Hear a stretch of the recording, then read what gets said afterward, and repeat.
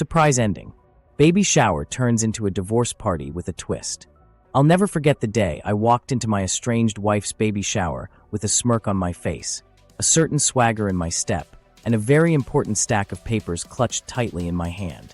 It was a day of jubilation for everyone else, but for me, it was going to be a thrilling conclusion to a nightmare I had been living for months. Little did my wife, Sarah, know that while she was busy enjoying her bun-in-the-oven cake and exchanging awkward gifts, I had been fueling my revenge motor in the shadows. Over the past few months, my once beautiful partnership had turned into a messy, catty soap opera. The symptoms started with her increasing closeness to our best friend, Mike, who was coincidentally having an extraordinary resemblance to a certain supermodel who had graced the covers of some top magazines.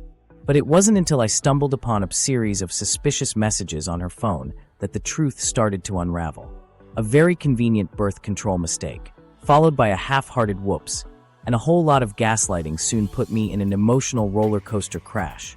Cut to baby Brielle's baby shower, the ultimate test of my shattered ego. As my wife nervously cooed over her newborn, a growing baby in her arms and a giant elephant in the room, looming over everyone, I chose that fateful moment to drop the inevitable, the bombshell of my world crashing down. "Thank you all for coming," I blurted out, my fingers weaving a magic spell of betrayal. "Especially you, Mike our wonderful friend," pausing for emphasis. Then, out of nowhere, I slipped a copy of the divorce papers onto the gift table in front of an already stunned crowd. A mesmerizing silence swept through the room, accompanied by an unbridgeable chasm that seemed a million miles deep. Just as the shocked faces at the party turned into a shocked storm, with gasps, snickers, and confused giggles rising from the confounded guests, and Sarah's confused world crashing down, the door slammed shut behind me with perfect timing. But that was not the end of the story.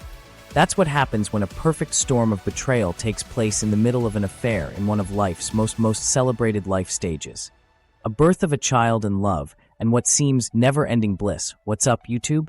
It's your boy, the master of matrimonial mishaps, back with another story that'll make your own relationship drama seem like a Disney movie. Today's tale is a doozy, a pregnancy a lie, and a divorce bomb dropped faster than you can say it's not yours.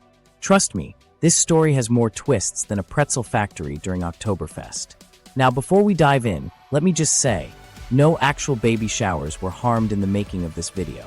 The same can't be said for my ex-wife's reputation, though. Oops.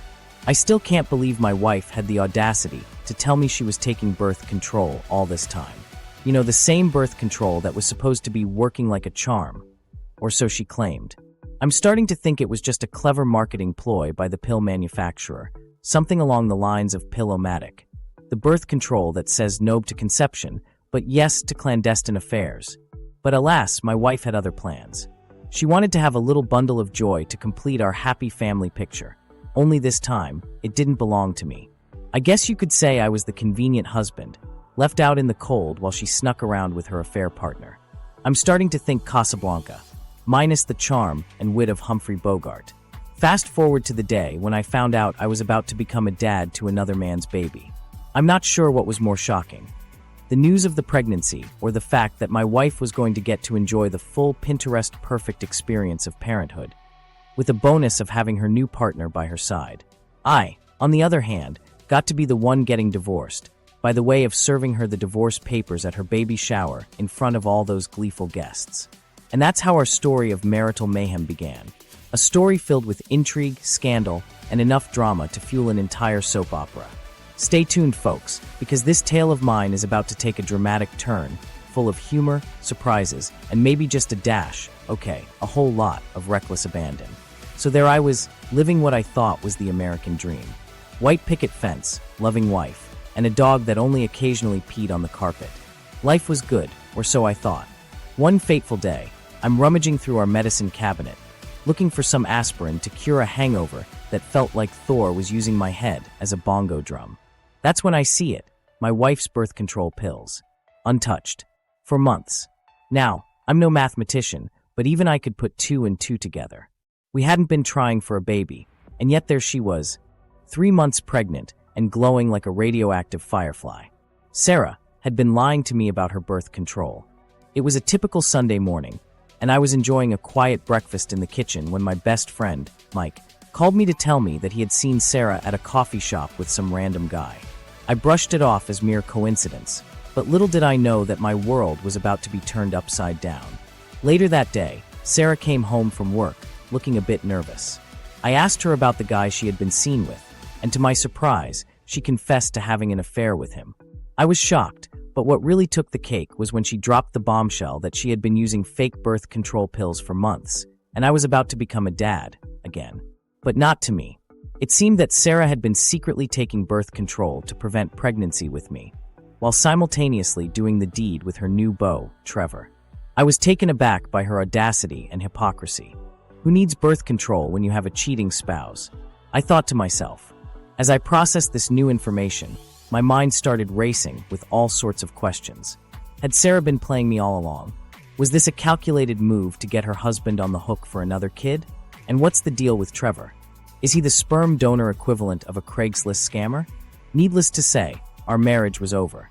I couldn't believe that my partner had been living a double life, and I certainly didn't want to be a part of it anymore. So, I did what any self-respecting partner would do in this situation. I served her with divorce papers at her baby shower. That's right, folks, I crashed the party and dropped the hammer. I figured, why not make it memorable? As I stood there, holding a stack of papers and a wad of emotions, I thought to myself, this is the ultimate twist. Birth control becomes birth patrol, and I was the unwitting hero of this messy drama. Now, I'm not sure what the future holds for me, but one thing's for sure. I'll never look at birth control the same way again. Where do I even begin with this whole affair situation? I guess you could say it's been a wild ride, and I'm not just talking about the fact that my wife got pregnant with a baby daddy she met behind my back. I mean, it all started when my wife started gaining weight rapidly. At first, I thought maybe she was just eating too much of that delicious Mexican food from our favorite restaurant. But little did I know, there was more to the story than just greasy tacos. It turned out she had started an affair with one of her co-workers, a guy who's about half her age. Yeah, I know, sounds like a real fairy tale, right? Anyway, she kept telling me she was just stressed at work, and that's why she was eating so much. But I'm no fool. I can spot a pregnancy bump from a mile away. And sure enough, a few months into this stressful period of eating, get it? We found out she was knocked up. Long story short, she confessed to the whole affair thing, and I was left feeling like Romeo in a Shakespearean tragedy. But here's the cherry on top. She had the audacity to plan a baby shower for our unborn love child, complete with a "oh look, we're all so happy" fake smile plastered on her face.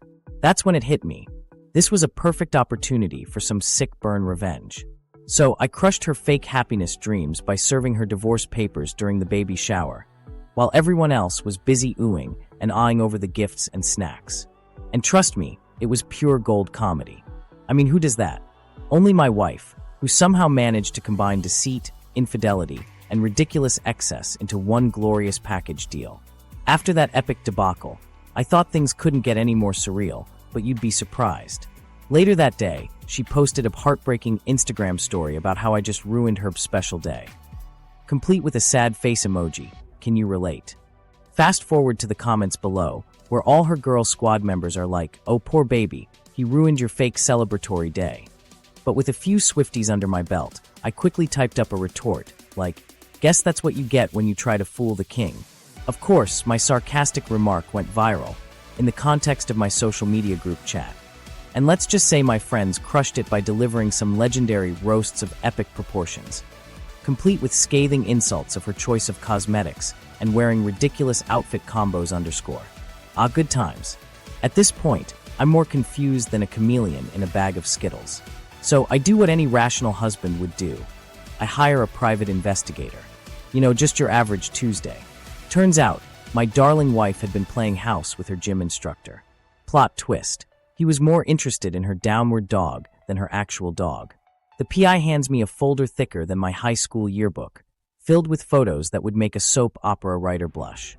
There's my wife, sneaking around town with Mr. Six-Pack, looking about as subtle as an elephant in a tutu. Okay, let's get real for a second. Planning the ultimate reveal is what happened after my brain stopped screaming. Serve her divorce papers at her baby shower. Serve her divorce papers at her baby shower. At this point, I had all the ingredients for a killer comedy of errors, Or, just a normal Wednesday, the victim. My wife, Sarah, clueless, self-absorbed, and sporting a pregnancy bun that rivaled a pastry chef's most intricate creation.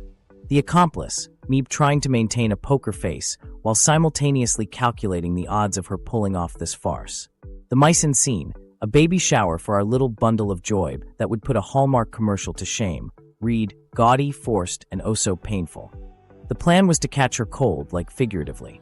Little did she know, I had been watching that _What Not to Wear episode on Netflix while simultaneously planning my next move. I mean, a pair of khakis and a baby shower are never a good mix, okay? To prepare for this epic confrontation, I invested a significant amount of time, an entire weekend, in developing a script, a dramatic monologue from The Lion King, minus the savannah and more of a desperate, angsty vibe. Recruiting an advisory board, comprised of my best friend Mike, the supermodel-like one, not the other, my trusty sidekick and confidant, and the world's most cynical cat-o-matic. Divorce papers, triple-checked, quadruple-stamped, and notarized by Bob from the local UPS store, because why not?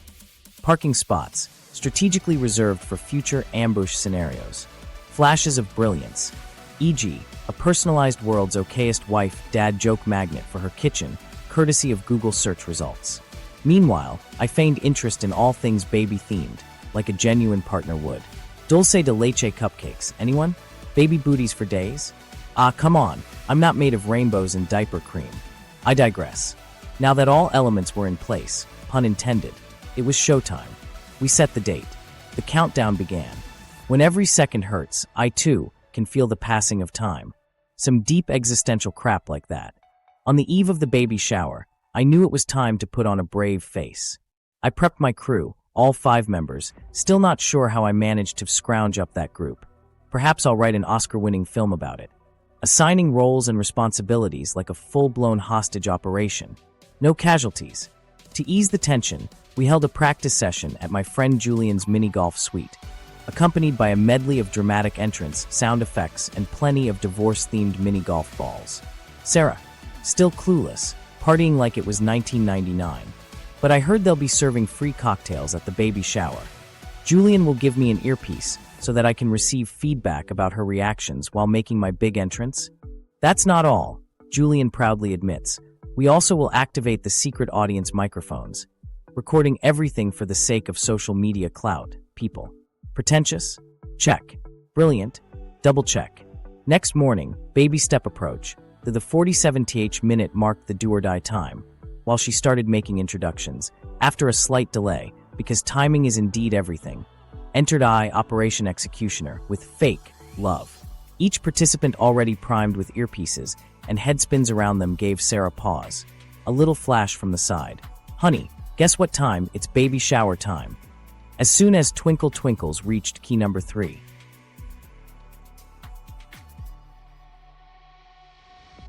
D-Day, dropping divorce papers like they're hot. The big day arrives. The house is decked out in more pink than a flamingo convention. There's my wife, center of attention, opening gifts and gushing over onesies. My stomach is a knot of excitement mixed with a dash of I hope I don't get punched by the baby mama drama crew. I take a deep breath, clutching the divorce papers like they're a hot new iPhone. It's as if I'm thinking, I'm not sure if I should be nervous or not. But at least my wife will have something to talk about today besides her great fashion sense. Which is just me being generous. I must admit, I'm a bit jealous of the attention my wife is getting. I mean, she's got all sorts of pregnancy affirmations plastered all over the room. A baby is a precious gift. Your body is amazing. And it's not just a baby shower, it's a baby love fest. Meanwhile, I just get to bring the divorce papers and the inevitable awkwardness. I clear my throat, survey the crowd, and decide it's time to make my grand entrance. Honey, I say, loud enough for everyone to hear, because who needs subtlety when you're serving divorce papers? I've got a special gift for you too. The room goes quiet, and I'm pretty sure I see a few of the guests thinking, is this guy for real? Suddenly, I pull out the envelope, smile innocently, and say, it's not exactly a push present, with a wink that says, yeah, this is way better. I mean, who needs a diamond necklace or a high-tech baby monitor when you can get the gift of divorce and freedom? I approach my wife, trying my best to maintain a poker face. Remember that one time you practiced poker face in the mirror? only to end up screaming and hiding under the bed. My wife opens the envelope, her eyes scanning the contents before landing on the words, "In the matter of the divorce." I can almost see the thought bubble above her head. Wait, why is he serving me divorce papers at the baby shower?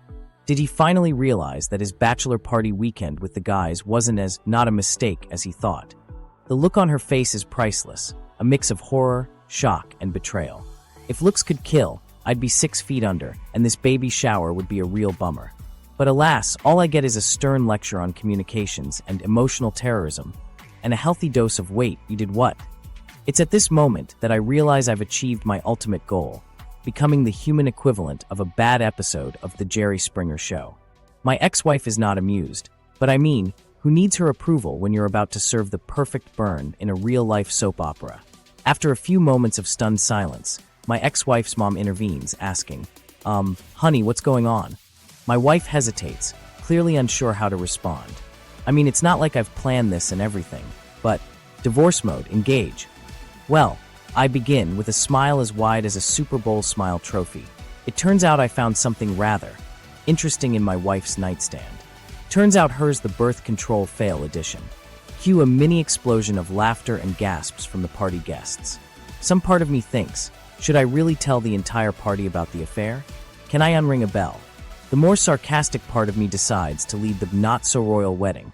And that's how we got from "congratulations, madam," to "see you later, splain later." Pandemonium breaks out. Babies cry. Food runs out. And so, my grand exit from the pre-baby shower stage comes with a dramatic flourish worthy of a best-selling novel. The divorce-fying game. Chaos reigns, and I get a healthy exit, some drama-free me time, and that coveted #1 spot in the Instagram comments. The ex who served divorce papers at the baby shower. The definition of classy. Truth is, it was an easy exit. Everyone at the party agreed it was pretty epic. Even the couple next door celebrated their new place, sitting on our couch with a miniature wedding. Only I knew it wasn't officially dinner for two. I'm not sure what happened to us, but somehow my wife and I turned into the crazy cat lady and macho man of dog world, our dog's world. We've got a furry bundle of joy at home that's more like a tiny dictator, ruling our lives with an iron paw. From tantrums to throw-against-the-wall moments, living with a toddler can be a real joyride. One minute it's a sugar high, the next it's a screaming fit because that other girly toy is calling its name. Don't even get me started on diaper blowouts. Why do diaper manufacturers make the diapers so small? And don't think for a moment that the tantrums stop after the kid turns into a big kid. No way. My little princess still has a lovely collection of mood swings that leave me questioning my relationship decisions. Walking on eggshells to avoid a meltdown has become a full-time job. I'm pretty sure that's why I was secretly thinking of starting a support group for spouses who've lost their minds. Now onto the exciting world of canine kidnapping. Okay, not really, but hear me out. Our super intelligent dog decided it was time to escape and find its best friend. Who that best friend is remains a mystery known only to our furry genius, but rumor has it, the best friend lives in Bermuda. Just go with it. Long story short, after 20 minutes of dogs running free, think dog version of Mission Impossible, and you'll get the picture. I finally figured out where my crafty canine had taken off to. Well, retrieved because let's face it, it was more like a dog napping. Next thing I knew, my tiny human decided it was also time for a wild ride, jumped in our minivan, locked all the doors, and started yelling, "I want to take her home." Not exactly what I meant when I said I need a driver's license refresher course.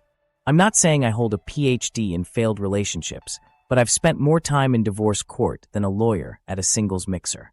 It's like my entire adult life has been a never-ending sitcom, with a rotating cast of dramatic exes, incompetent judges, and a perpetual sense of sheer chaos.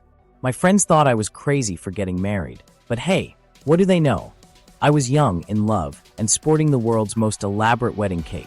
I mean, have you seen that thing? Fast forward to the actual divorce court experience. A place where dreams go to be shattered, tears flow like the tears of the damned, and lawyers have all the fun, with their fancy briefs and sinister grins. My sweetheart, ahem, decided to test the limits of my patience when she lied about birth control, and subsequently proved to everyone that the apple don't fall far from the tree adage was true, including her affair with a gentleman who, unfortunately, turned out to be the actual father of her soon-to-be-born love child. You could say my life resembled a train wreck in slow motion. I witnessed my wife proudly displaying her bun, while untruthfully asserting she was in her second trimester, and by extension implying I was the biological father of a human I'd never laid eyes on. Newsflash. For accuracy, they should call that thing a baby_bomb. Here's the dark part. The most terrifying lie I'd ever had to confront was that my loving wife and biological ex-mother and entire her pregnancy were lying, all around a delusional partner in crime. The real clincher?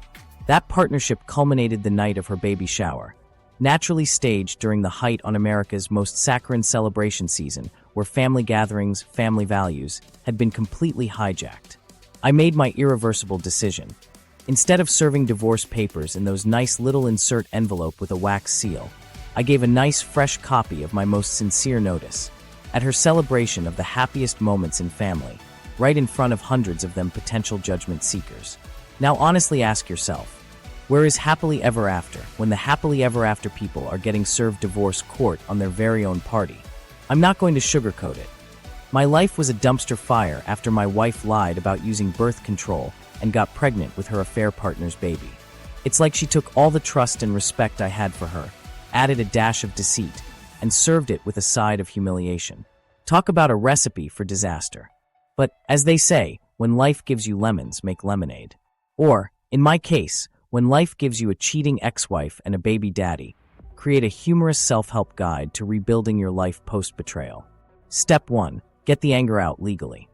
First and foremost, find a way to channel your rage into something productive, like serving divorce papers at an awkward family gathering.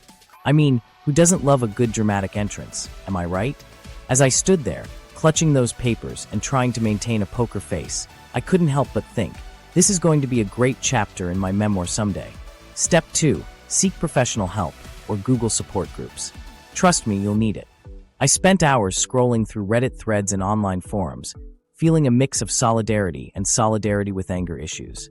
Turns out, I'm not the only one whose ex left them for a coworker. Who knew? It's like we're all part of some twisted support group, bonding over our shared experiences of heartbreak and online research. Step 3. Learn to laugh again at yourself. Laughter is the best medicine, right? Or so they say. I claimed that motto as my personal mantra after stumbling upon a funny meme about in vitro fertilization. Not exactly what I needed, but it sure made me chuckle. Now, I secretly follow humor accounts on social media, just so I can distract myself from the rage firing up in my belly. Step 4. Ditch the drama, except when it's convenient. It's time to take a page from the great romantic comedies and learn to play the cool ex, who needs drama when you can have, well, less drama.